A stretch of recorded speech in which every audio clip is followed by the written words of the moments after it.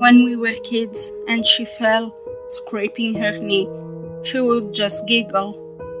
"I'ma get a band-aid, a pink one," she said. When her first long-term boyfriend dumped her, she laughed and offered me her arm as we made our way home. "Guess this means we're the hottest single chicks in school again," she whispered gleefully into my ear, making me laugh too. When she had to go to the doctor for additional checkups, she was excited. "Maybe I have something totally unknown and they'll name it after me. How cool would that be?" The leukemia was hard on her, but she never complained, even though she was in pain. Sometimes I would cry upon seeing her all wired up, but she would always crack a joke to make me feel better. Even at the very end, when we could do nothing but cry, she still managed a small smile, stroking my cheek with her weak hand. "Don't worry," she said softly. "We will meet in heaven. I know it." I'm not a particularly religious person, but my sister made me believe in heaven, which is making this so much harder. You see, I've begun hearing my sister at night. She's sobbing, quietly at first, and then she lets out this lengthy, heart-wrenching wail, a sound of that kind someone might make falling off a cliff or being dragged into the woods by some horror, devoid of all hope. I want to believe in heaven, I really do. But if heaven is real, somehow my sister didn't make it.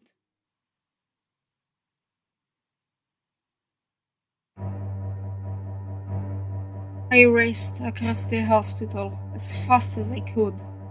I should have been heading home, but I'd just been called about an emergency admission. I entered the private room and I gasped at what I saw. In all my years treating burns, I had never seen anything that came close to this. The man on the bed had burns covering the entirety of his body. His skin was charred black.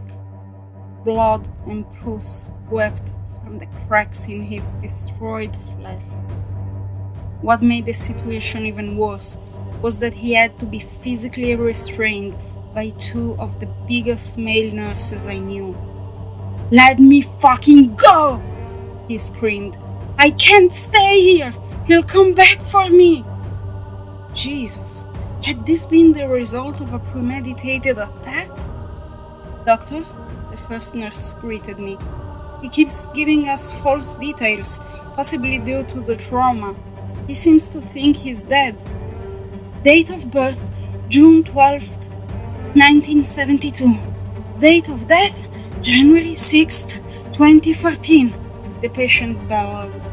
"Now let me go! He's coming!" I'd heard people say some crazy things when they'd been on pain relief, but this guy sent shivers down my spine. Something was really wrong. I took a few more steps towards him, scanning the burns he'd suffered. As I did, this whole thing had started to feel like a weird out-of-body experience. "What are you?" I heard myself ask. He stopped screaming and fighting against the nurses. He slowly turned to me, stared straight into my eyes, and called me Spoke.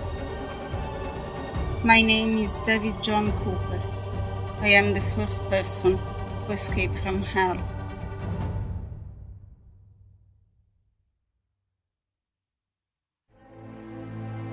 Prompt: twin brothers with a strong telepathic connection discover the elixir of life.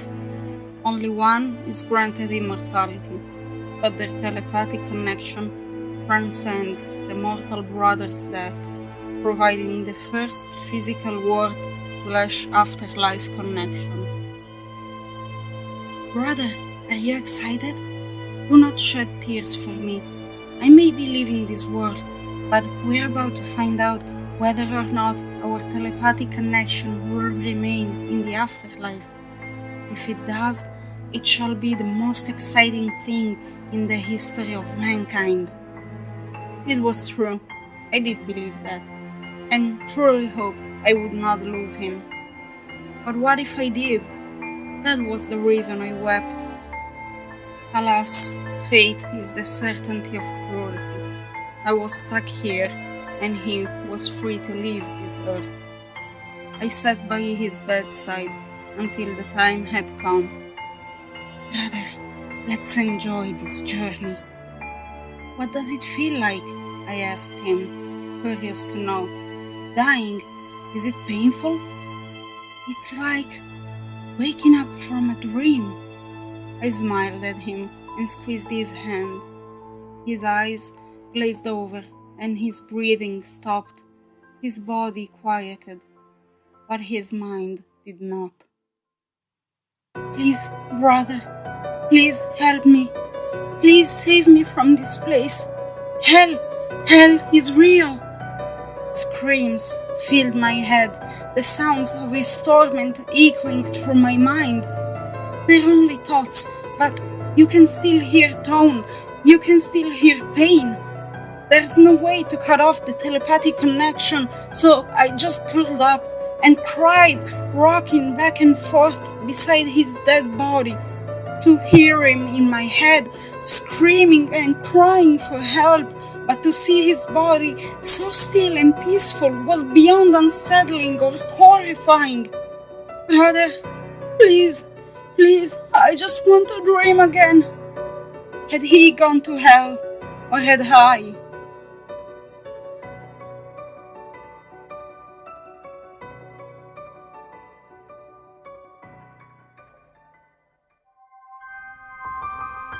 Hello, I am the Gothic Librarian.